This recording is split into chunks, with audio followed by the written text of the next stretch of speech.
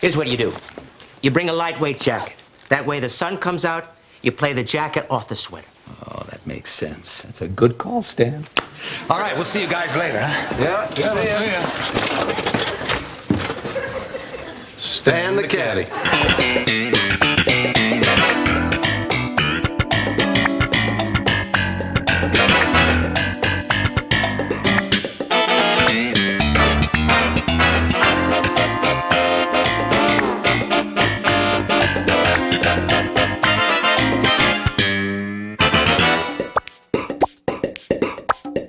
Hello, and welcome to Seincast, a retrospective on all 180 episodes of Seinfeld, being hosted by two guys who can barely run their own lives. My name is Vinny. My name's Matt. How are you, my great and good friend? Pretty good. How you doing? I, too, am well. Nice. You were just showing me your game in progress with your girlfriend. You're playing some Seinfeld Monopoly, right? This is true. We're going on about a week now. A week? Yeah. We started, I think we started on Sunday and with work schedules haven't gotten a chance to get back to it, but it feels very Kramer, Newman, Risk because the board's out, all the pieces are still in a row, and we're on the honor system not to move our pieces or steal money from the bank. Now this Seinfeld Monopoly game, I think I gave that to you, right? Or did you buy it? Nope, that was a birthday gift from you. Any Seinfeld game, trivia, seen it, Clue, Monopoly was given to me from you as a birthday gift. Okay. It's been a while because when you first got it, I don't know, I wasn't gaga for like a Seinfeld board game, but for some reason now it seems very exciting. Like when we see you next time, I want to dust off the board. Oh, it's going to happen. Speaking of dust, I hadn't opened it since you gave it to me. This was the maiden game. Oh boy. 10 years later. But it makes sense because you live in Jersey. I'm here down in D.C. Who'd be willing to sit and play Seinfeld Monopoly with me? Now I have this great girl who's willing to do that. She even offered, she says, why don't we put Seinfeld on while we play? Oh my God. Whew. So, I mean, marry me. So can you break down the Seinfeld Monopoly game for anyone out there who hasn't heard of it? Or let's go with the pieces first. There is the Fusilli Jerry. That's me. She is the bro/manzier. It gives both names, which is nice. There's also a marble rye piece, a Kramer coffee table, book/table, has a little fold-out legs. There is the urban sombrero, and then the puffy shirt. So those are the game pieces. Park Place and Boardwalk is Jerry's apartment and Monk's. So those are the most sought-after pieces, or places, rather. And then there's, the Seinfelds at Del Boca Vista. There's every other, main character's apartment. Mm-hmm. There's Poppy's restaurant. Really nice callbacks, and I think they're appropriately. Oh, there's the car dealership, but they're appropriately scattered throughout the board. So a lot of fun I'm having thus far. Yeah, is the go to jail space have anything to do with the finale or? It should have been, but no. It's the standard go to jail or go to Newman's or something. That would have been nice. We will be visiting my wife and I in a couple of weeks now. Yeah. So I think we should play some Clue, some Monopoly, and what else? That's it? Okay. We're not playing Seen It. Oh, yeah. It's too easy, right? It's like, these blanks are making me thirsty. That one you got at a thrift store. Well, Vinny, I think we should just get started with this week's episode. What do we got? We are discussing the 12th episode of Season 7, The Caddy, written by Greg Cavett and Andy Robin, directed by Andy Ackerman, and it originally aired January 25th, 1996. All right. Well, we're a little slim on trivia this week, but right out the gate, I thought we could talk about the lovely Brenda Strong, who plays Sue Ellen Mischke.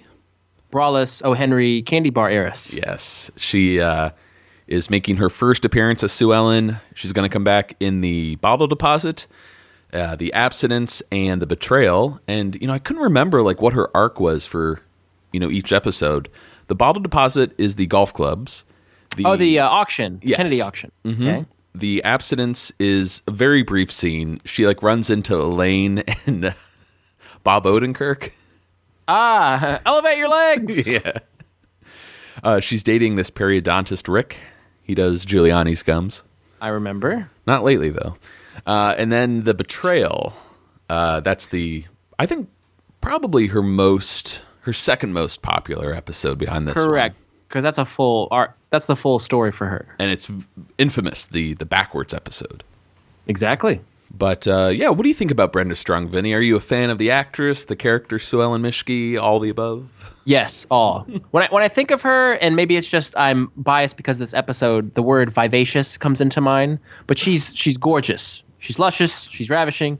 But I love that she is pretty much our first Elaine villain, the primary villain that Elaine has in the Seinfeld universe. Would you agree? Yeah, I mean, what Jerry has Newman. George has Levitan. Oh yeah, going way back. I'm just trying to think of people that were primary enemies. George has a lot of enemies, but Elaine doesn't really have that many villains really on the show. She has people she gets in arguments with and whatnot. Soup Nazi comes to mind, but Jerry also has Ramon, who we just saw this season, as well as Joe Davola. And then we go to Kramer. Anyone pretty much in the finale.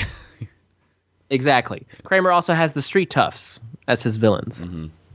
But for Elaine to have this Lex Luthor, as it were, Sue Ellen Mischke, I think is very appropriate for Seinfeld and the character. Someone that goes all the way back to Elaine's past from high school. Yeah, we even get a flashback this week. Mm-hmm. Funny you mentioned Lex Luthor. Brenda Strong actually played Lillian Luthor in Supergirl this season. Yeah, very funny how that works out, right? Full circle. Yeah. Any other notable movies or TV shows of Brenda Strong's you want to go through? She was the narrator in the Desperate Housewives series. She played Dr. Flom in the N-word episode of Curb Your Enthusiasm, which I'm a big fan of that character in that episode. Yeah. Yeah. Okay. She gets in good with Larry. She was in an episode of The Michael Richards Show. Oh, boy. And here's this, going back to season 5 of Seinfeld. Remember the chaperone? Uh-huh. Or season 6. Oh, it's season 6? Yeah. Oh, you're right. Busted! Damn. I hate being that guy. I feel like comic book guy whenever I say that. Technically. The numbers I'm not good at. But she was Miss Arizona in 1980 in the Miss America pageant. Really? Yeah. Wow. That fits in the Seinfeld universe. Totally. Yeah, okay. Yeah, but she's got such an incredible career. Just check out her IMDb page. I'm sure you'll find something that you remember her from. But she has such a interesting presence on this show, and I never picked up on it until now. She is so freaking tall compared to Julia. When they stand next to each other, she's towering over her. She's 5'11 and a half. Wow, that's pretty tall. Yeah, and Julia's what, 5'2", 5'3"? But apparently Julia had a lot of fun playing up to that height, difference in an interview, which is pretty funny. Let's move on real quick to a little bit of trivia here from O. Henry, of course. Sue Ellen Mischke being the heiress to the O. Henry company or fortune. I love that we're getting yet another classic candy bar, thrown into the Seinfeld mythos here. I put this right up there with Snickers, Twix, any of the big ones. But I was just checking out the O. Henry wiki page. It's pretty short. And I was wondering, where does the name O. Henry come from? And apparently there's no definitive explanation as to the origin of the name. There was a popular theory that it was named after this boy who would visit the Williamson Candy Company in Chicago, and he would flirt with the girls there. This is back in the 1920s, I think. O. Henry. Well, yeah, so there's a few different ways to interpret the phrase O. Henry. Apparently, that's what the women working there would say to this boy. You have the flattered O. Henry, oh, Henry. You also have the annoyed, as you pointed out, O. Henry. And then there's another rumor that they needed help getting things because he was rather tall. So they'd be like, oh, Henry, could you help me get something? Oh, Henry, Poppy. Yeah. Oh, Poppy. But anyways, let's move on to one last bit of trivia here. This episode marks the trifecta. The OJ parody arc is complete. Oh yeah, thanks, Darth. With a fantastic, parody of the trial and the glove, the infamous glove moment when Chris Darden makes OJ try on the gloves. They don't fit. You must acquit. Let's go back to, what was it? The first real parody was the Pursuit, right? The white Ford Bronco. Kramer driving Steve Gendison up the 405. Right. And then the Jackie Chow's character as a whole is sort of a parody, or not sort of. He is a parody of Johnny Cochran, but that's the second component. And then here we are at the third this week with the bra. Speaking of which, I don't know if guest actors can win awards for their appearances on shows, but every scene that Phil Morris is in this week, he knocks it out of the park. It's so good. Him playing off Kramer and then him in the courtroom, I'm just blown away by his performance this week. Yeah, this is a good one. Apparently he didn't know that Jackie was going to come back. We last saw him in The Maestro, and that, of course, didn't end well. Kramer just decided to take free coffee for life. That's it. Mm. And Jackie, you would assume, would never want to work with this guy again, but disgraceful. As we find out here, finds out it's the candy company that he's going to go after. Kind of jumping ahead here, out of the 3 Jackie lawsuits, you got Java World, O. Henry, and the Tobacco Company. Tobacco. Yeah, doesn't he say tobacco? Yeah. Okay. I mispronounce a lot of words, but which one do you think was the biggest slam dunk? Like, which one should have worked? Ooh, good question. Which would have been a slam dunk for Jackie? Like, which one should have worked out? Like, were they... I mean, I guess it's kind of obvious this week because they literally go to trial and just like... And it looks like it's going in Kramer's favor. There's nothing that's going to screw up this case, right? But by that same rationale, Java World wanted to settle. Kramer was going to be a millionaire. So, and then we got...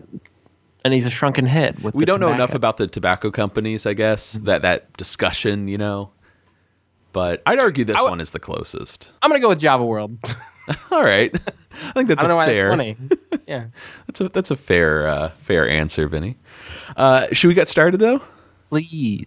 I don't know why people are surprised when someone gets hit in the head with a golf ball. You ever watch these tournaments on TV? You got 600 people crowding around a hole that big, and no one can believe it when a Titleist gets bounced off of someone's coconut. You throw a rock into a crowd, that's considered terrorism. But if you have a nice follow-through, that's golf. I'm always impressed, actually, with the golf cameraman whose job it is to follow the golf ball when it's in the sky. You know what I mean? It's a little white ball. It's doing 100 miles an hour on a white background. I got it. I lost it. I lost it. Why bother? Aim the camera at the sky, aim it at the ground, take a ball out of your pocket, throw it down. Who's going to know where the hell it came from? So, we have stand-up yet again. Yes. It's back. Say back. That made me laugh so much last week. Oh, good. Welcome back, Mr. Comedy. What do you think about the stand-up? I didn't remember it really. I was like, are we going to get stand-up this week, or are we going to get like a cold open? And it's okay. I just love that line. It always boils down to one phrase, but when a Titleist gets bounced off someone's coconut, I like that. I agree that this is an okay stand-up. It's not bad. But that line I have as being a little hacky. Oh, no good? The coconut sounds just so shoehorned in there. Really? A Titleist gets bounced off somebody's coconut. Oh, my God. Insert laughing. I'm a fan. Or disagree. The Titleist, though, was a nice little callback, unintentional callback. That I liked. I always love when the stand-up correlates to the episode itself, this one being about the Caddy. Right. So it was nice that they had a stand-up regarding golf here. So I wonder how much Larry David had to input with these kind of jokes, since he is the avid golfer of the show. That's right. I think we brought up during probably the Marine Biologist. Kramer's golfing throughout that whole episode, and Larry was the one that's like, all right, Michael, you got to learn how to swing that club. Have you ever seen a cameraman, though, lose the ball like during a tour or whatever they during call a telecast, I have seen, there's a drive off the tee, and then all of a sudden you just see the sky, and you kind of see that the zigzags by the camera trying to pick it up. Oh, man. So it is. I'm sure that thought has gone through Jerry's head, which is why he just throw the ball on the ground. Who's gonna know? I'm not a huge fan of golf. You actually took me golfing a few times. Did we talk about this on you can remind people. It's all right. The only time I ever will see a person strike a golf ball and the ball goes backwards, I fell to the ground laughing. It was one of the funniest sights of my life, and I'm always going to have that with me. So thank you for that. Yeah. And you should specify I wasn't like swinging in reverse. No, you were swinging normal. What happened, I think, was the ball was in a divot. You struck the top of the ball, forcing it to hit against the divot probably and go backwards. But it got air, you got it up, which is nice. Yeah. But Rich and I thought it was just hilarious. Yeah, I hate golf so much. It's just the worst. I like a nice mini golf, but yeah, no real golf for me. I am a huge fan, and it kind of ties into this episode. I love Caddyshack. I mean, that's one of my all-time favorite movies. Happy Gilmore is up there as well. Golf movies are great. Yeah, but... You know what's another good golf movie? Not a comedy, but good nonetheless. Nevertheless, is Tin Cup. Oh, Kevin Costner, Rene Russo. Oh, here we go. You gotta get me over that green. Sorry. First scene of the episode, we are in Jerry's apartment. Turns out George locked his keys in his car at work, and instead of calling a locksmith, he's waiting for a free service through the auto club to kick in. 3 days now. Meanwhile, his car is just sitting in the parking lot at the Yankees. That is a very underrated George premise. I love that idea. That's like a brilliant stroke to have George sign up for this membership. His keys already being locked in the car. Like that's he's trying to pull a fast one. Mm-hmm. I love that. This is probably the episode in season 7 I have seen the least. Okay. And I had to really listen to the dialogue here, like, because I just forgot the scenario. Like, why is the car stuck at the Yankees? Like, I forgot the specifics to it, but once you buy it, it is excellent, especially what happens as a result of it. Oh, yeah. Mm-hmm. So Kramer enters, and he dumps his golf clubs on Jerry's couch. Hello, boys. Yes. Visually, whenever Kramer enters with golf clubs, because it happens several times, I get this confused with, okay, is he going to throw them on the ground and kick them? Is he happy or is he sad? Or angry, rather? Exactly. Yeah, he's happy here, for sure. The calendar says winter, but the gods of spring are out. The course is open? No. He's been sneaking through with Stan the Caddy. They've been sneaking through the Caddy's entrance. That's right, Stan the Caddy. Here we go. Turns out Stan has some great advice on Kramer's game, too. Turns out he's never wrong. In fact, Kramer's latest dream is to make it to the senior tour, Vinny. He's that good. Oh, I'm the real deal. I wasn't familiar with the senior tour, but it does sound like it's for people older than Kramer. You have to be 50 or above to enter. So I guess he's getting close. Yeah, it's not really a senior, but I always pegged him for like mid-40s or so. Yeah, he's slightly older than Jerry. Mm-hmm. So when Jerry started TV Jerry, when he started the series, he was 36, right? Yeah. Or, no, maybe a little bit younger. What's crazy? Julia and Jason were both in their 20s when the show started. Wow. Insane, right? That is incredible. Right on the cusp of 30. It's just, oof. And what are we doing with our lives? Yeah. You're listening to it. Well, before we meet Stan, he enters. I want to play a blooper of Kramer's entrance from the blooper reel on the DVDs. It requires some setup, though. You have Michael enter the scene, throw the golf clubs down, and then the blocking is he goes to the cabinet and he pulls out like, some candy. M&Ms. He's like looking for stuff. So if you think about it from an actor standpoint, you really have to hit your mark. Certain lines have to happen with certain movements. Yeah. And Michael screws up a few times and it gets very confusing as to what was he doing. They need to go back. Exactly. Where was my hand? What was I grabbing? So that's the And then he's like, and Michael was notorious for being thrown if he closed a door. Like he came into his entrance, but he closed the door and he had a line. There's a lot of bloopers that have him coming in and either not closing the door or closing the door, and it throws him off. Oh, it's like a song. You need to hit all the right notes at the right time for it to sound right, for Michael at least. Hey. Hello, boys. You're not playing golf. Oh, yes, indeed. Calendar says winter, but the spring gods are out. Persephone is riding her chariot across the sky. Oh, the course is open? No. I've been sneaking in with Stan the Caddy. Been going in through the Caddy's entrance. No kidding. Yeah, and I'll tell you something else. Stan's advice has transformed my game. He's never wrong. He thinks I,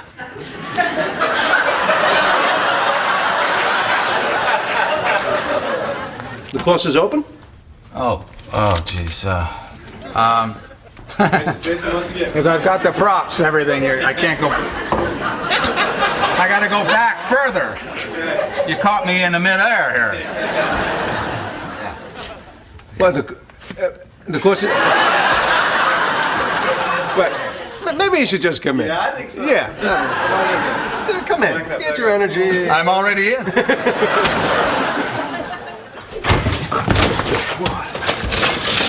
Hey, hello, boys. You're not playing golf. Oh, yes, indeed. Calendar says winter, but the sun.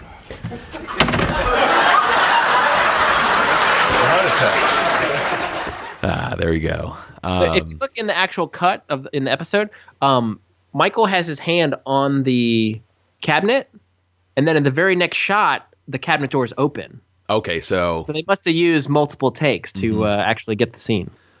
but let's move on to Stan. Stan the caddy arrives. How would you describe this guy? It's tricky. Short.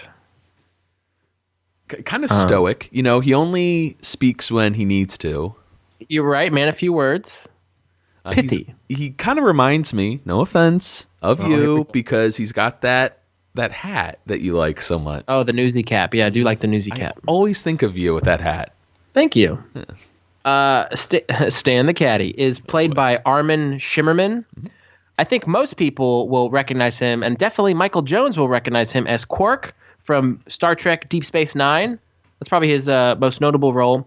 He was also a regular on Buffy the Vampire Slayer, and I had no idea. He has numerous credits for voice work in TV and video games. Nice. So tremendous voice actor this guy is. I haven't gotten to Deep Space Nine yet, but yeah, that just blew my mind. I'm like, oh, he's that guy. I thought he was with that guy. No, he's the other guy. I do like from like a costume perspective that Stan and Kramer are wearing like a baby blue and golden boy respectively. Very well observed. Yes, I love those colors. They're so iconic on Seinfeld for some reason. Now, there's a moment here that I never really understood, but you know, as everyone's talking, they're like, "Oh, this is Stan the Caddy. Hi, how you doing?" Kramer has some candy in one hand and a banana in the other, and he's kind of weighing the options, and he just gives the banana to Jerry, who then passes it to George, and they put it on the counter, I think. Very funny. Yeah, did you pick up on this? Like, it's weird, right? There was some deleted dialogue in which Stan told Kramer to take the M&Ms over the banana, as the candy will give you a little more lift on your shots. So this was going to be like the first pro tip. Right. But the official first pro tip comes from Stan noticing the cotton pants, you know. It's cold outside. Instead, wear a lightweight jacket. That way, the sun comes out, you play the jacket off the sweater. It's a good call, Stan. And as they leave, you know, typical like Seinfeld joke here, Jerry and George just stick their hands out and say, Stan the Caddy. There's a website, stanthecaddy.com. Are you aware of this?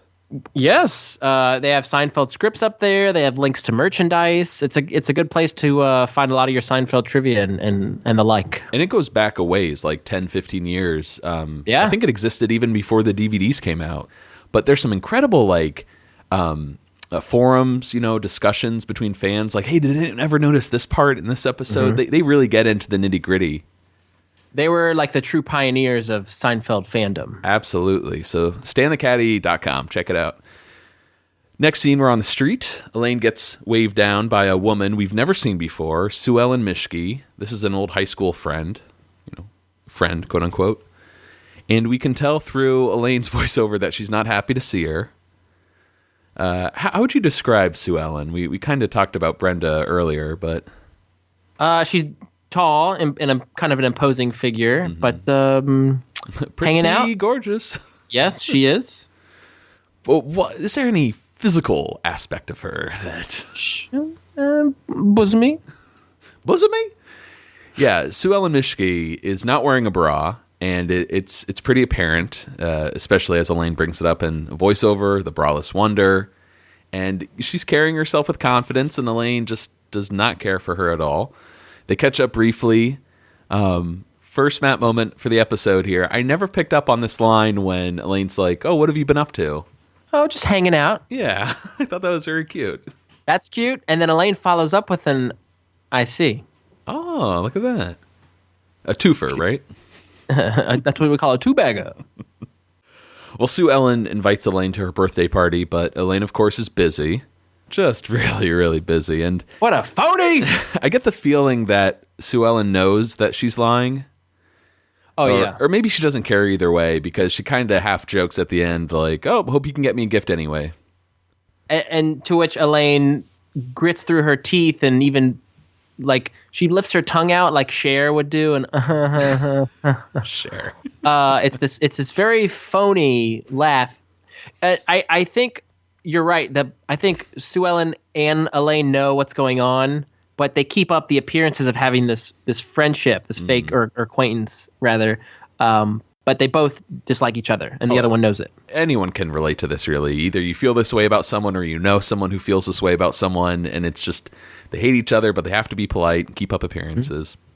Next scene, we are at the Yankees. George is just about to throw this paper airplane in his office. Such a great little opener. When Wilhelm enters, Mr. Wilhelm, thanking him for all of the hours he's been putting in, and confidentially, the assistant to the general manager. Oh, man. I never realized this was a name. Come on. Is it Sazuncle? Sazuncle. Sazuncle. Did you pick up on that before? I've always kind of heard. I thought it was says uncle or something. I heard Wilhelm his says uncle. His uncle. Yeah, his uncle. His uncle might get canned. But that is the assistant to the general manager for the Yankees. Right. It's one of the best names I've ever heard. Sazuncle. His uncle. Yeah, so Sazuncle, the assistant to the general manager, hasn't been working out, and Steinbrenner thinks George is the man for the job. So keep it under your hat. Wilhelm is very like cheery in this episode. When his interactions with George as well as Steinbrenner, we'll see. Oh, maybe this is where he's starting to develop those bats in the belfry. Yeah. Good one. Nice.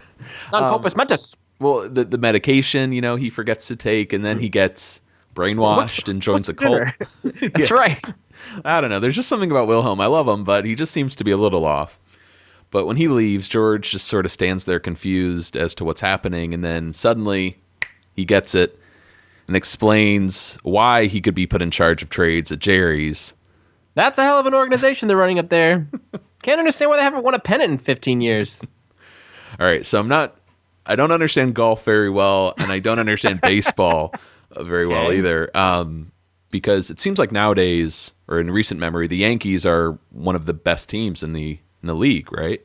I think in the late 80s, early 90s, they were among a laughing stock in baseball. They had a horrible record, couldn't make the playoffs to save their life. And then, of course, in the late 90s and early 2000s, they were this dominant what's the word? Dynasty, where they just won championship after championship. So that's probably what Jerry's alluding to. Why haven't they won a pennant in 15 years? So they're really in this slump at this point, right at the end of it. Sort of a funny coincidence, right? Then I guess when George gets fired or leaves his job, that's when they start winning. Was Steinbrenner partly responsible for that slump? Do you know anything about that? Because he was sort of a controversial figure at the time, right? He was, but I don't know, late 80s, early 90s, but I know, when they came into prominence, he was the owner. Okay. So one of the things I remember about him is he had a no facial hair policy. So like when Johnny Damon came over from I think the Yankees as a whole now have that as a thing. But when Johnny Damon came over from the Red Sox, he was a bearded fella. But then when he came over to the Yankees, he had to go all clean, all scrubbed and buffed. That's crazy. And I wonder if that's where that Simpsons joke comes from. Mattingly, trim those sideburns. Well, more baseball discussion later because I'm lost. I'm in the woods here. As to why George is the man for the job, though, we have some interesting development here. Steinbrenner is the first guy to work at the crack of dawn, and he sees George's car in the parking lot, figuring that he's the first one to work. Then the last person to leave is Wilhelm. He sees George's car and figures he's burning the midnight oil. They think he's working a 16-hour day. As Matt's describing this scenario, we see visually, Steinbrenner and Wilhelm arriving and leaving, at the respective times. There's a great moment when Wilhelm leaves. He looks at George's car and he just nods approvingly. Yep. Great moment. Some dialogue was actually cut from this scene in which George suggested another trade. He wanted to trade Ken Griffey Jr. from the Seattle Mariners for Jimmy Key, who's a pitcher on the Yankees. And Jerry pokes a hole in George's plan by saying, so you want Seattle to trade the best player in baseball for a 35-year-old pitcher who just had an arm operation. And George replies, all right, we'll throw in Pat Kelly. So Ken Griffey being a Hall of Fame baseball player I think most people have heard of. Jimmy Key and Pat Kelly being more lesser-known baseball players. Mm-hmm. Okay. This is totally unrealistic. Nobody would ever do a trade like this for the best player in baseball at the time. All right, because I had a question for a later scene, but we'll get to that eventually. First up, we have a clip here when Elaine arrives. Hey, how you doing? Better now. Yeah, what happened? You know Sue Ellen Mischke? Sue Ellen Mischke. Yeah, the woman I grew up with in Maryland. She moved here last year. Sounds familiar. The heiress to the O. Henry candy bar fortune. Oh, yeah, you mentioned her. Yes, I ran into her today. This woman has never, not once, ever, as long as I have known her, worn a bra. That is it's just disgusting. shameless. Yeah, I don't pig. like that. Woman's a pig. I It's wouldn't wrong. look at her. It's rude. All right, there's And it's incorrect. Don't understand. See, she hasn't changed at all. She stole my boyfriend when I was in high school. I was at this party, and I was dating this really cute guy. His name was Tom Cosley, by the way. And she goes walking by in this little floozy outfit, and he follows her right out the door. She's your Lex Luthor. Her birthday's coming up, see? So I decided to get her a little present. What are you going to get her? A very traditional, a very supportive brassiere. There's nothing subtle about that. No, she might just think it's a gift. Have I ever bought you a jockstrap as a gift? All right, we finally get some origin material here about who Sue Ellen is and why Elaine hates her so much. Great stuff here. I love this flashback of Elaine at her high school party. Yeah, Julia's got the straight hair going. To me, it looks no different than Julia Louis-Dreyfus 2017. Like, the woman does not age. Yeah, it's the hair that ages. We also get a great name from Elaine's past, Tom Cosley, her old high school boyfriend. I love that. Like, that is one of my favorite, like, just throwaway lines, the minutia. Like, why include the name Tom Cosley, by the way? But by the way, I love the by the way part. Tom Cosley, the name happens to be the name of a actual high school boyfriend of Julia Louis-Dreyfus's. Oh, really? That's cool. Yeah. I'll have a Tom Cosley. It sounds like he might have been the boyfriend before Brad Hall, because she met her husband in college. That's right, Northwestern. Oh my gosh. Wow. Tom Cosley, though, is actually played by production coordinator on Seinfeld, Jeff Bye.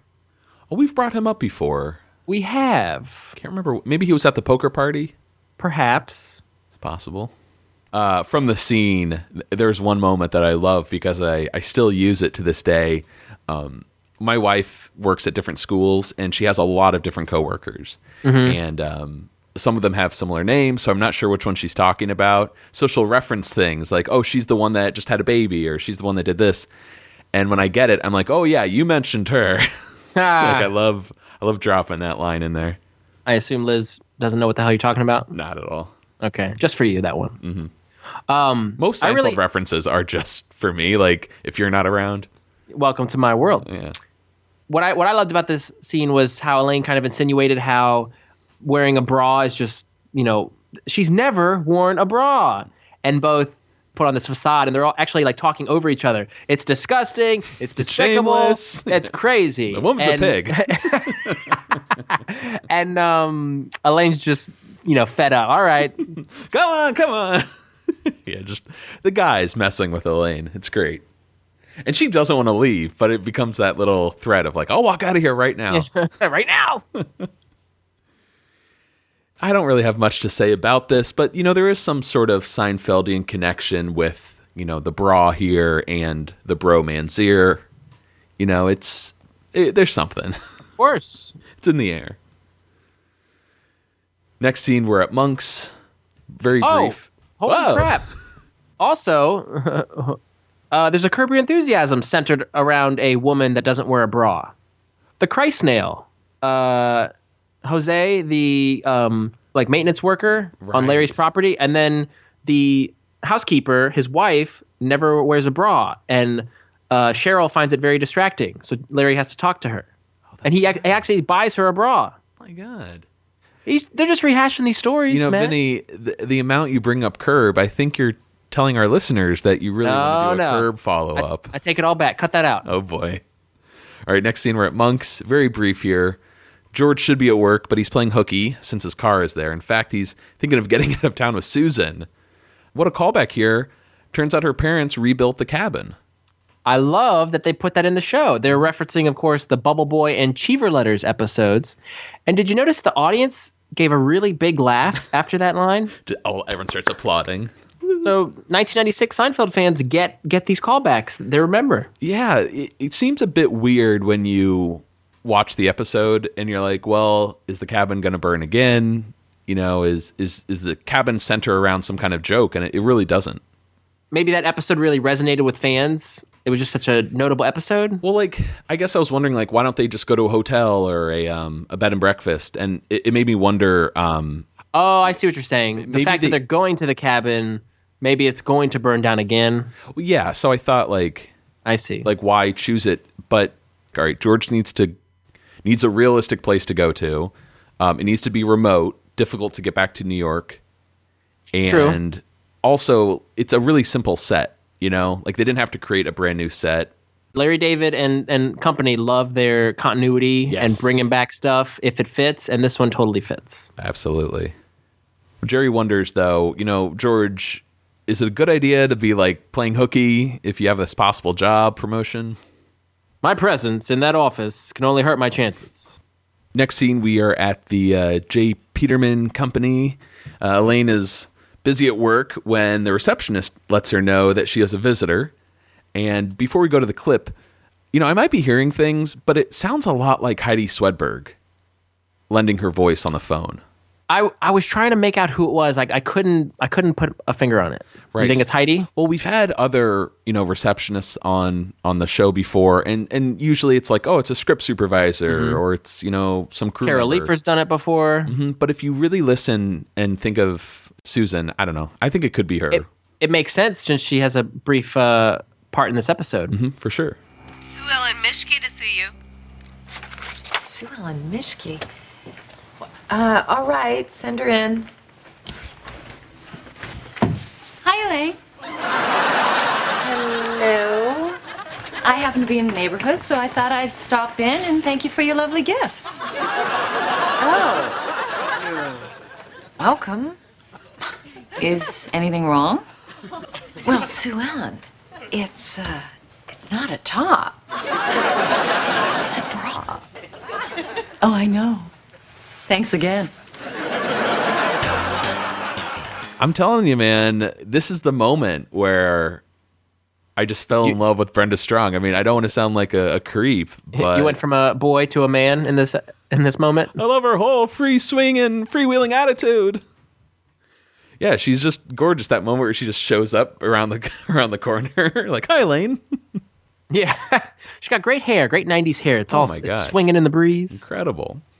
I don't know what this means since there's a lot of junk food on Seinfeld, but Elaine has some candy on her desk. Did you notice that? There was I didn't. a pack of M&Ms, and I can't tell what the other thing is. It looks like a big bag of maybe like Butterfingers, like Butterfinger BBs or something. But Ooh. I did a quick Google search just to see if I was right, and M&Ms are Mars. That's the company, and Butterfingers is made by Nestle. So I wondered if they were doing kind of like this subtle joke at like, maybe it's keeping with the candy theme, but it's not O. Henry. It's compete. Yeah, of course, Elaine would side with a O. Henry competitor, right? Right. That's kind of where my head was going. Maybe not. No, I like it. I think that's like operating on a whole nother level. Mm-hmm. Next scene, we're at the cabin here, the Ross's cabin, and George is just, relaxing, kicking back when Susan reads this flyer about a nearby swap meet. Turns out someone left the flyer on the windshield of their car, and George sits up suddenly, realizing something, and he calls Jerry later from a gas station. We see it occur from time to time in Seinfeld where the character will hit one end of the phone so it pops off, and then they'll catch it in their hand. I Very think cool move for the handset. I think this might be the first time they strike it Oh, yeah? Because there's a scene in, I want to say The Race, I don't know, where like George throws it to Jerry without looking. Right. Okay. That's a classic one. I don't know, but this move, man, I love it. And it makes me want to get a rotary phone just so I can beat it up, you know? It's a shame we don't have those anymore. Yeah, they were heavy for that reason. Mm-hmm. You know, I almost expected George to be in a panic when he calls Jerry, you know, just like ranting and Jerry saying, Uncle Leo? You know, like it seems like we're almost there, just a season too early. Or maybe a couple episodes, who knows? Anyways, there's this Chinese restaurant near Yankee Stadium that puts flyers on all of the cars. So George needs Jerry to go to the parking lot, take them off his car, and Jerry's very annoyed, of course. You know, first he was throwing a rye bread up 3 floors, now this. When does it end? But Jerry agrees to do it, and I love this moment as Kramer enters. Hey, what are you up to? Nothing. You want to go with me up to the Bronx and see if there's any flyers on George's car? Sure. Guess I could have said just about anything there, couldn't I? Yeah. It's just pure Kramer, you know. Just, yeah, I'll do it, sure. Like, he doesn't care what it is. The best part is purely visual. He, as they're leaving, he runs into the wall, into the intercom, and as the door is shutting on him, he doesn't want to be touched by it, you know, like it's lava or something, and he sidles his way through the door. It's not in the script, and I'm sure Michael just came up with it, but man, it's great. Gold, man. All right, so we're at the Yankees here. George's windshield is covered in flyers. The car itself is covered in pigeon poop. Looks like they drew first blood. First poop. They drew first blood. It's very obvious the car has been there a while.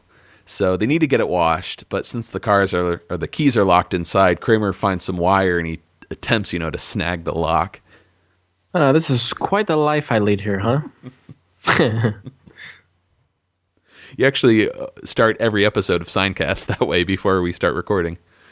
So they eventually get the car washed, and as they're driving back to the Bronx, Jerry's in the passenger seat, and he's like, Kramer, that woman on the sidewalk, is she just wearing a bra?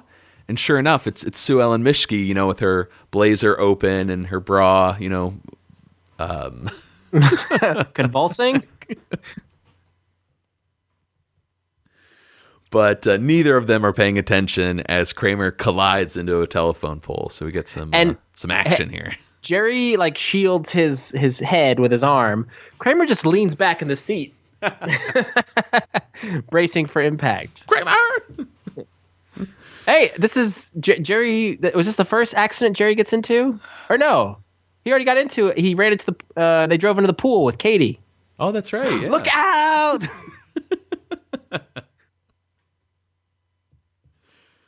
So we get an act break kind of early in the episode, I think. And we're back at Jerry's apartment. Jerry seems to be okay, but Kramer got the worst of it. He's got a cut on his forehead. He banged his shoulder too. And this is when Elaine arrives and hears that they were distracted by this beautiful woman walking down the street wearing just a bra. And everyone puts it together. That was Sue Ellen Mischke. Sue Ellen Mischke! Did you notice too in the scene when like Jerry kind of blames Kramer? He's like, he was staring at a woman in some bra. Oh, and I'm like, you pointed her out to him. That's right, yeah. Kramer had his... Keep your eyes on the road, Kramer! Well, Kramer's arm really hurts, and he tries a golf swing. He can barely follow through without collapsing. It's his left arm. Oh, no, not the left arm! Of course, Stan arrives, and he hears the bad news, but Elaine has an idea. Let's sue this menace to society for shattering Kramer's dreams. Don't forget, she is the heiress to the O. Henry candy bar fortune. But Kramer isn't sure since learning his lesson from that coffee company. Hey, another callback. Yes. What was the lesson he learned? Because he seemed pretty happy with the free coffee. At first, but then in the cab with Jackie was telling him how this was humiliating point of his career because he could have got more money. Actually money. So maybe like Kramer eventually realized that Kramer more to life regretted than his just free decision. coffee. Okay. Yes. Well, Elaine gets vengeful here and convinces Kramer, take Sue Ellen Mischke for every penny she's got. But Kramer needs Stan's advice first. Let's go for the green. You know a good lawyer? Did you know, like, we're 10 minutes into the episode already? We're only halfway through, and all 4 storylines have kind of already synced up. Yeah, they're all connected. You know, I was gonna, I don't know, not crap on this episode. I'm just not gaga about it. But you're right. It has some great dovetailing going on. I'm Trey Gaga. Trey Gaga. Well, as Stan asked, you got a good lawyer? Let's cut to the one and only Jackie Childs here. So you're driving in the car, you're with your friend, minding your own business. Then what happened? Well, then we saw this woman, and she was wearing a bra with no top. No top? She didn't have a top on? Yeah. So I got distracted, and I crashed the car. Well, how would you describe this woman? Would you say she was an attractive woman? Oh, yeah. So we got an attractive woman, wearing a bra, no top, walking around in broad daylight. She's flouting society's conventions. She was flouting. It's totally inappropriate. It's lewd, lascivious, salacious, outrageous. It was outrageous. And she's the heir to the O. Henry candy bar fortune. Could you repeat that? I said she's the heir to the O. Henry candy bar fortune. O. Henry. That's one of our top-selling candy bars. It's got chocolate, peanuts, nougat. It's delicious, scrumptious, outstanding. Have you been to a doctor? No. Susie, call Dr. Bison. Set up an appointment for Mr. Kramer. Tell him it's for me. So what do you think, Jackie? I mean, we got a case? Like taking candy from a baby. There was something quite subtle in this clip that I feel like I just noticed for the first time. When Jackie says, or Kramer rather says, she was wearing a bra with no top. Jackie says, no top. She didn't have a top on. Oh, it's in the It's in the same cadence and delivery as, did you put the top on? Who put the top on? Never picked up on that. That's conscious, right? Absolutely. Okay. It's not like who told her to put the top on. It's not like hitting you over the head, but there for sure. I was like, diabolical. Ooh, well done, Cavett and Robin. What is it? Andy Cavett? No. Greg Cavett and Andy Dick Robin. Cavett and Andy. Andy York. I was thinking of Dick Sargent. And Dick York. All right. Well, that's weird. Some great Jackie lines in the scene, and it's keeping with the tradition of the 3s, sometimes 4s, 5s even. Totally inappropriate, lewd, lascivious, salacious, outrageous. And the whole, could you repeat that? Because you can see the dollar signs appear in his eyes right there. And this just seems like a pure Larry David line. Oh, Henry, that's one of our top-selling candy bars. Like, just, I don't know if he's credited with that line, but Jackie once again goes into the whole spiel. Chocolate, peanuts, nougat, delicious, scrumptious, outstanding. Can Phil Morris get an Emmy for this or something? Yeah. I wonder if he ever got nominated. I don't think he did. Damn shame. Yeah. And of course, every Jackie scene has to end with Jackie talking to Susie. Call Dr. Bison. Yes, Dr. Bison. Did I tell you that we see Susie in the finale? Did I mention that before? You may have. It takes place before the trial when Jackie arrives at the courthouse and, the gang's in the back room. And Susie walks in with a Jackie. She doesn't have any lines, but he's like, Susie, give him one of my ties. Oh, that's right. I do remember. Yeah, she's got short hair, glasses. We do see Susie eventually. Okay, Susie. All right, next scene, we're back at the cabin, and George is very excited about the possible promotion, and he's already working on some trade ideas here. How about this? We trade Jim Leyritz and Bernie Williams for Barry Bonds, huh? What do you think? That way we get Griffey and Bonds in the same outfield. Now you got a team. So there's a reference to Griffey from that deleted dialogue. Yes. So as a big idiot here, I never really got this joke, but I assumed it's just totally unrealistic. Like a kid saying, I want Batman, Luke Skywalker, and Indiana Jones on my team.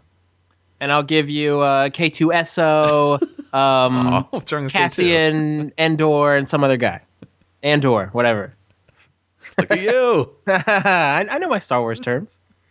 Well, but it's funny because Jim Leyritz and Bernie Williams were part of those World Series teams, so they were integral, But it's like I want to get all the all-stars on my team. Right. He's an idiot. So there's two schools of thought, right? Like you either acquire great players or you you create great players. I mean, or like the Yankees had to give up their famed closer this past season because of salary cap, and they sent him to the Cubs so they can make salary cap room. But then the Cubs only signed him for a 1-year deal.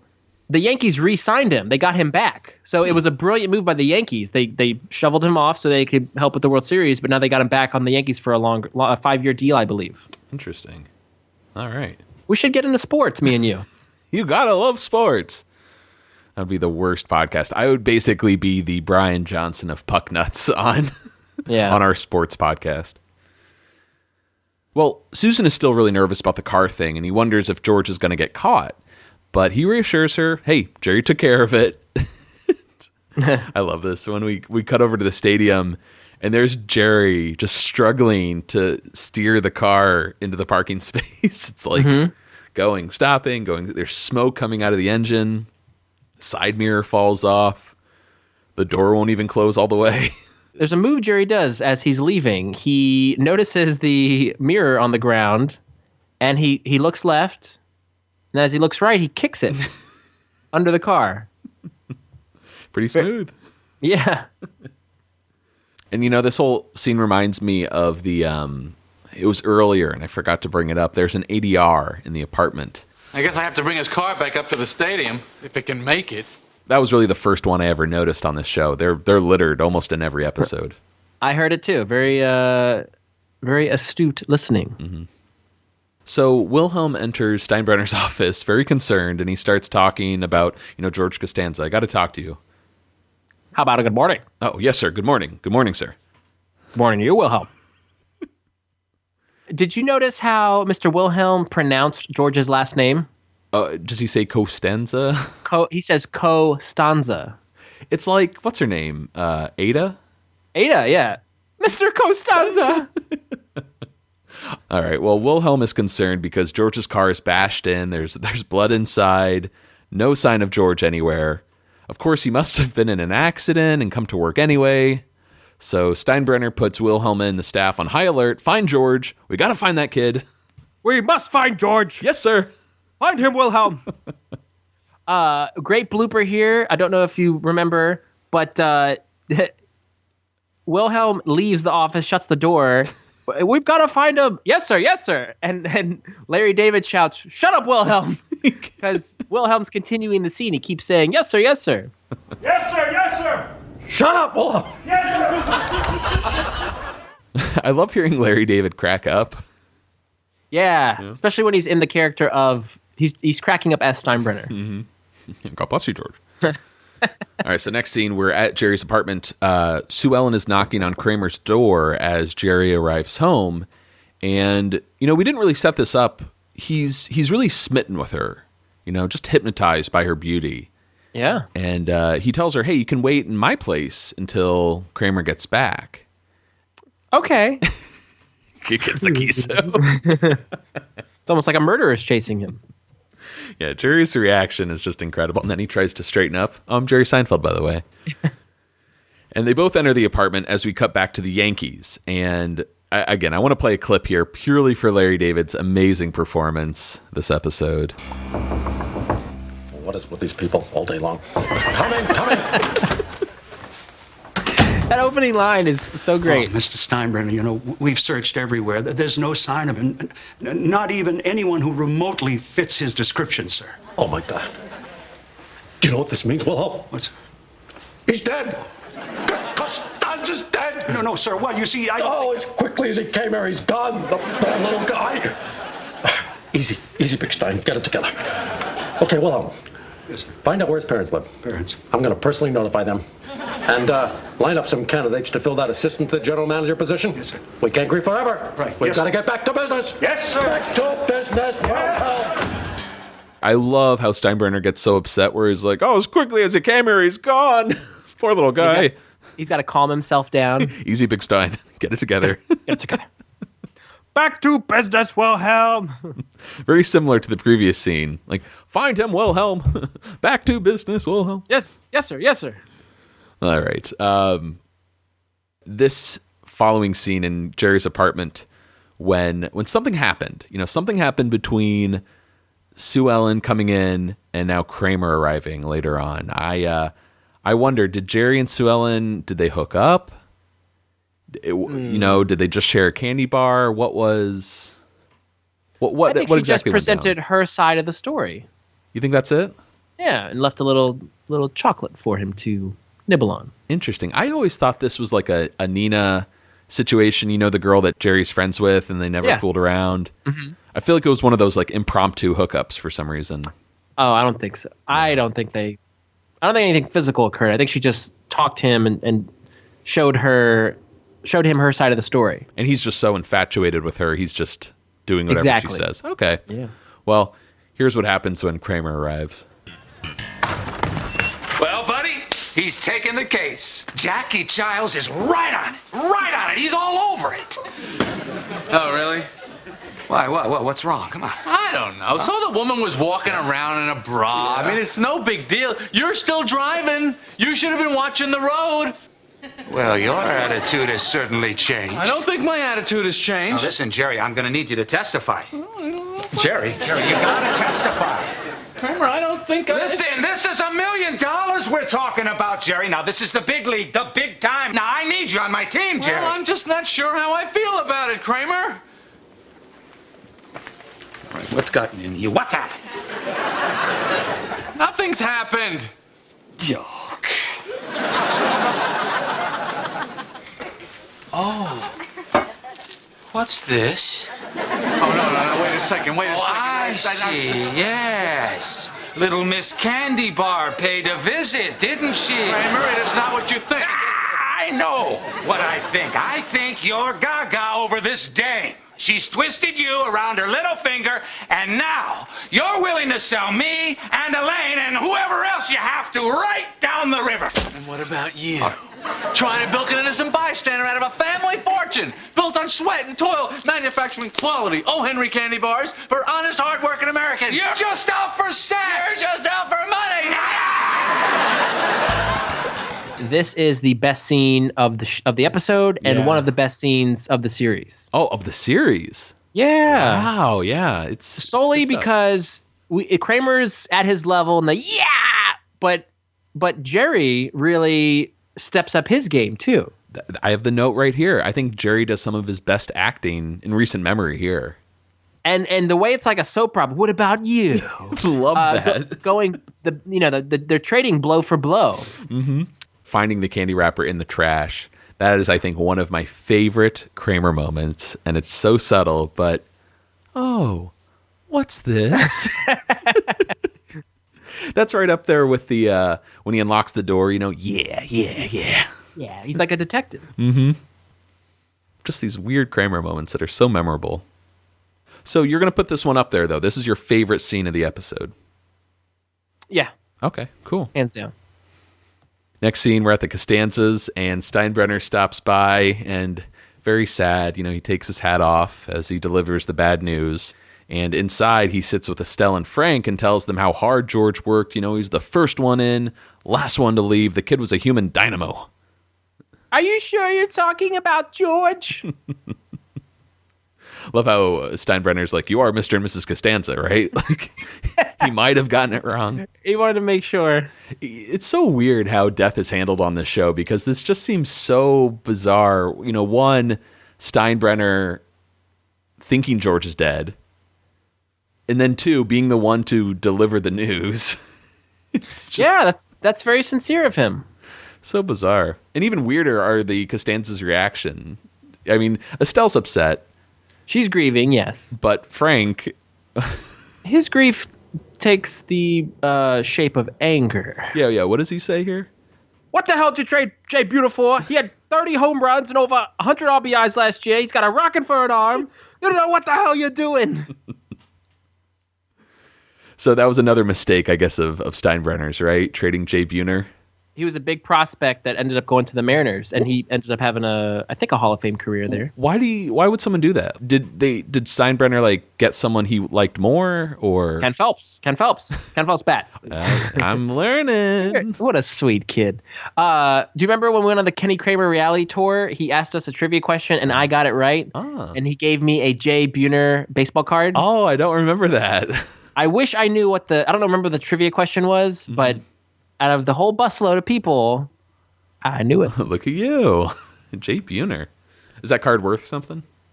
I don't even know where it is. Did you hear that there was a deleted scene from this little get-together? Yeah, it's a bit extended in the beginning and the end, correct? Yeah, and we don't have a clip of it, but some interesting trivia in it. Steinbrenner says now that George has died, he wants to move the team to New Jersey. Yeah. And he wants to call it George Costanza Memorial Stadium. Or the Costanza Dome. Yes. Costanza Dome is just awesome. Yeah. I love that. Now, they actually use that joke in a subsequent episode, don't they? Where Costanza's like, I've made some questionable calls over the years, even threatening to move the team to New Jersey just to upset people. Yeah, that was a running gag of sorts, I guess. No one wants to go to New Jersey. It's too bad. I like New Jersey. Except for the Giants and the Jets, right? Oh, boy. Next scene, we are at Jerry's apartment. Jerry arrives home, and we get this classic moment here. And I hate to tell our listeners, we don't have a clip to play. We're going to save that for the end of the episode to take us out. But want to give them a little preview, Vinny.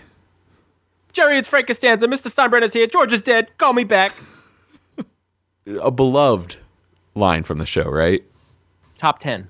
Not only among fans, but this is actually Jerry Seinfeld's, the actor, the comedian, his favorite line from the series. Wow. One of his favorite moments. Rather. Okay. Can you blame him? No, it's great stuff. I think almost anything Jerry Stiller says on the show, even the previous one, him ranting about what'd you trade Jay Buhner for? Everything works. And I love in his delivery, he sounds like rushed. Like, I got a million things going on.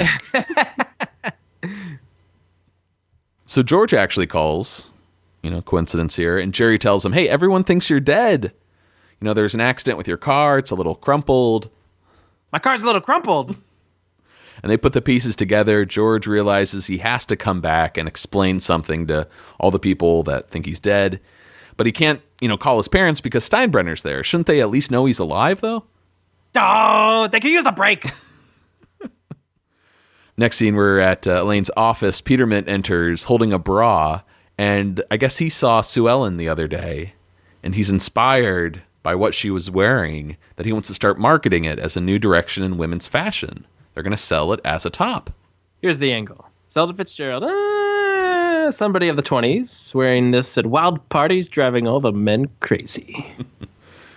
Yeah, he just tosses the bra on her desk, and he's like, have the product ready by the end of the week. And Elaine is just defeated. She can't win. Have you ever seen anyone wear the bra just as a top? Can't say that I have. Yeah, me either. I mean, I've seen the sports bra, I guess, but not not the lacy bra. Exactly. As a top.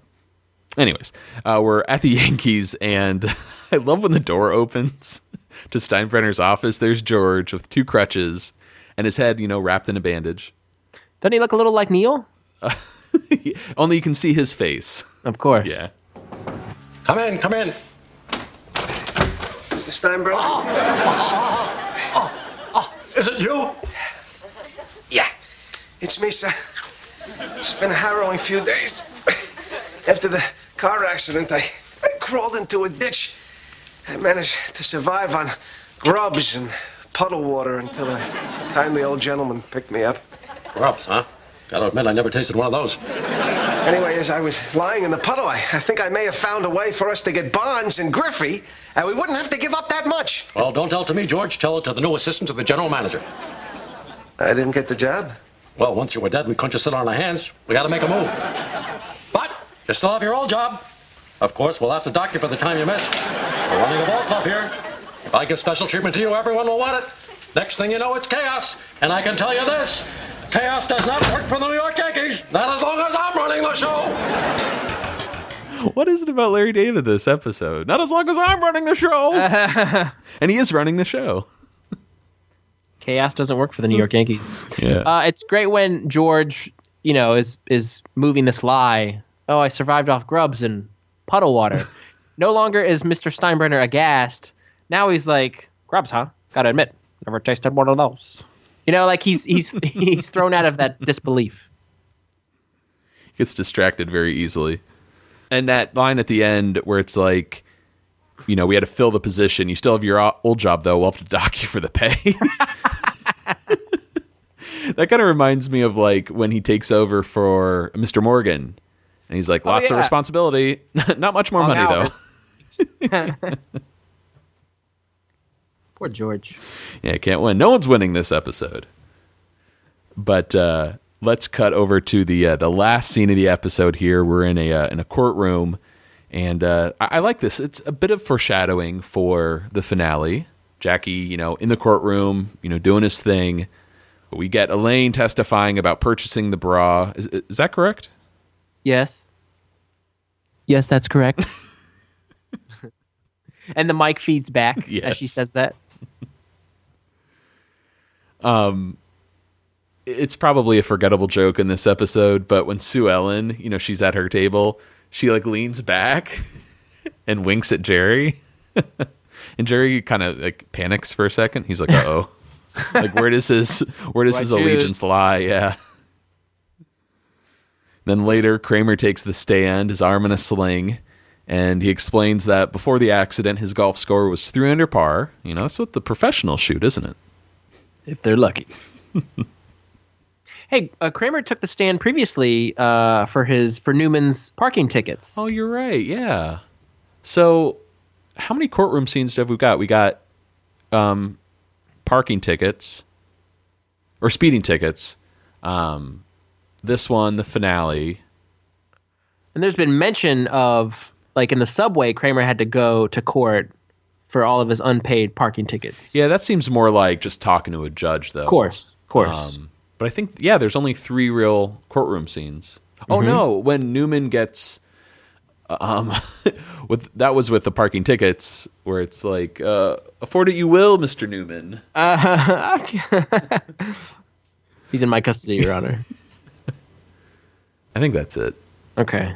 We do have a clip here. This is when Jerry takes the stand, and I know we're playing a lot of clips. This is the longest one, 2 minutes, but I think it's worth it. Well, would you tell this jury exactly what you saw at the corner of 83rd Street in Columbus? I don't remember. Well, did you or did you not see the defendant wearing the bra? I don't know. Maybe. Mr. Seinfeld, I might remind you that you are under oath. Now I ask you again, did you or did you not see this woman wearing a bra? All right, I saw her. And she was beautiful in that bra. I'm crazy about her. With her whole free swinging, freewheeling attitude. This court will come to order. No further questions, Your Honor. You may step down. Well, Kramer, I think we got this wrapped up. Yeah. What's your read, Stan? You're close. You're on the green. You just have to go for the cup. What do you mean? Have her try on the bra, see if it fits. No. Do it, Jackie. Stan's the man. Stan? Who the hell is Stan? He's my caddy. Your caddy? This is a big mistake. Look at it.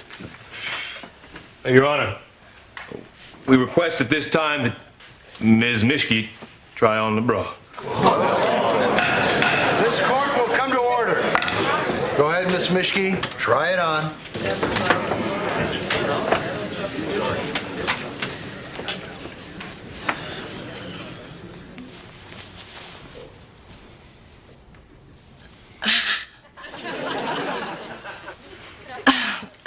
It doesn't fit. I can't put it on.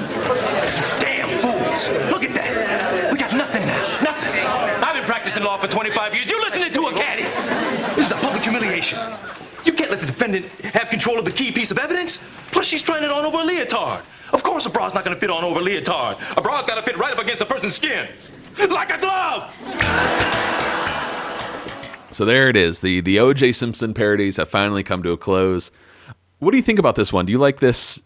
Is this too topical? Is it like, oh boy? Because with like the police chase with Gunderson, I mean, that was literally lifted. Like the footage was taken from like a real world event. It's OJ in that car. Mm-hmm. But what about this? Did this seem like too cheesy, too topical? I don't think so. This was very satisfying. Jackie complaining about it's got to fit like a glove, and and that being the freeze frame. So it was a very satisfying ending, and I think a very clever way of getting one more OJ reference into the show. I love that awkwardness when Sue Ellen puts on the bra, and there's just a shot of her struggling for like 5 seconds, like, it doesn't fit. I'm sorry. Damn fools. Oh my God. Now, did you get a chance to watch the recent, People versus O.J. Simpson series? I still have not. I want to. I still haven't gotten a chance yet. Oh man, it's so good. And I think really one of the best moments on the show is when the actor playing Chris Darden, Sterling K. Brown, makes O.J. put on the glove, and he realizes like, I just blew it for the prosecution. Yeah. God, in that moment, Sterling just does such a good job. Any lines in here you're a big fan of, though? It's a long scene. I mean, you've done Jerry's where he cracks under the pressure. I love that one. The Stan? Who the hell is Stan? He's my caddy. And like Stan's right there. Yeah. Like, so still stoic as ever. Yes. And then I've been practicing law for 25 years. You listen to a damn caddy. Just a great scene. Very satisfying. And as you pointed out earlier, just having everything dovetailing to this trial is just fantastic. So everything kind of fit perfectly. For sure. Like a glove. All right. Last scene of the episode.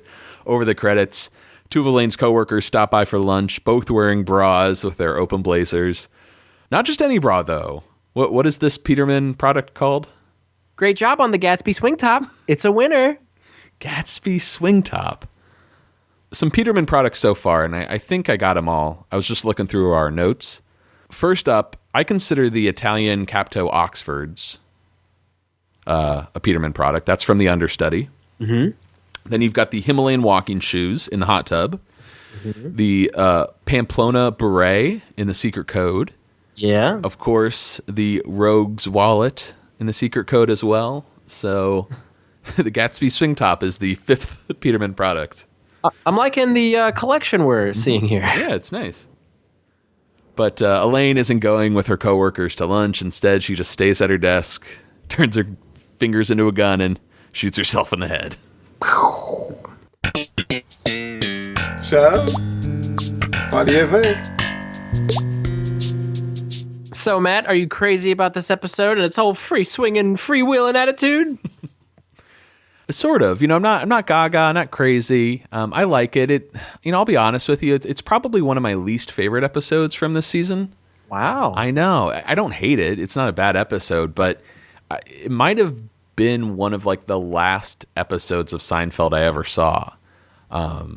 Going back to college when we didn't have the DVDs, I had like a ton of VHS tapes with the syndication episodes on. I really wanted to assemble a collection, so I started. Mm-hmm. I bootlegged them. I started downloading them. You're a bootlegger. Bootlegger, yeah. And the Caddy was one of these episodes, where I'm like, whoa, I've never heard of this episode. Mm-hmm. And so maybe I got to it kind of late in my rotation. I had seen most of the episodes, and it just kind of felt weird because I already had the ones I really held close and loved. So maybe this episode never had a chance with me. But nostalgia does play a role, I think, in our picks. Yeah, like I know you weren't crazy about the pool guy, but that was an episode I was gaga about, since it originally aired. But so it stuck with me over the years. But this one just never really clicked with me. You're really turning me on though to the dovetailing, which I love, just having all of the storylines intersect, but not really in love with it. How about you?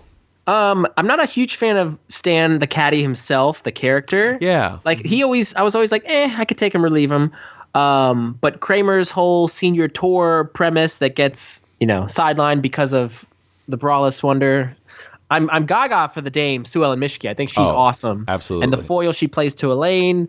I love the whole death of George Costanza. We get to see Steinbrenner have some really great moments with Wilhelm, as well as the fact that he visits the Costanzas out in Queens, which is awesome. And two fabulous Frank Costanza lines, which are among my favorites that he's ever said. And you get the courtroom scene, awesome Jackie Chiles stuff we get this week. So a lot of great moments. Yeah, it's, again, though, this seems to be a recurring theme on our podcast where it's like we list all this great stuff, all these positives, but the episodes, it doesn't click with us the way like the episodes in our top 20 do. It's among my favorites from season 7, but okay. I still don't think it would knock the pick out of number 20 for me. Oh, for sure. There's also something about this episode where it feels really choppy to me, and I don't know if I'm just making that up or it's just... No, you mentioned that during our analysis that another scene. We're going to this place. So yeah, we are transitioning into this very quick-paced Seinfeld. And to be fair, that could totally be our fault. The way we break down these episodes, it might point out how many scenes there are. That doesn't make the episode bad necessarily, but just to the overall discussion and how we explored the first 6 seasons, I don't know. I kind of like the rhythm of bouncing into these big meaty scenes. Whereas with this one, it's like, all right, brief scene at Monk's, brief scene at the Costanzas. To me, it just doesn't feel like the Seinfeld that I really love. Right. We didn't have any except there was one scene at Monk's, I think, this week, right? Yeah, and it was just to let you know that he wasn't going to go to work. So yeah, but it's still a solid episode for me. Not cracking the top 20 though. Nah, I do like it. I just don't want to. I don't want to lose any. I'm getting stingy with my top 20.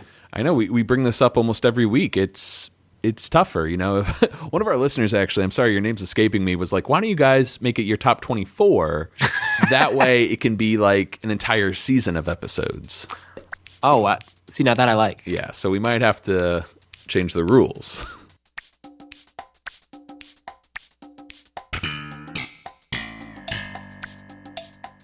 All right, that's going to do it for us here on Seincast this week.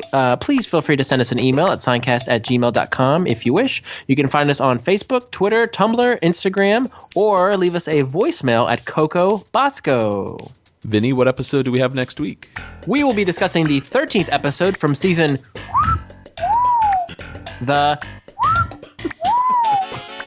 What is that, sign language?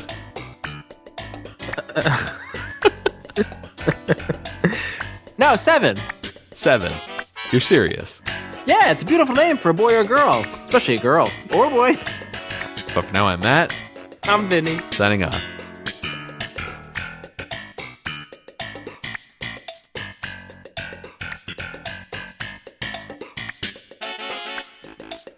Seincast is not endorsed by Castle Rock Entertainment, Sony Pictures, or NBC.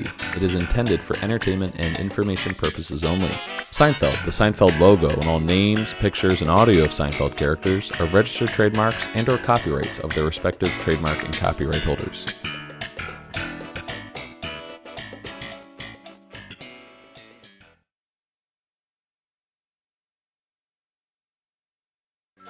Jerry, it's Frank Costanza. Mr. Steinbrenner's here. George is dead. Call me back.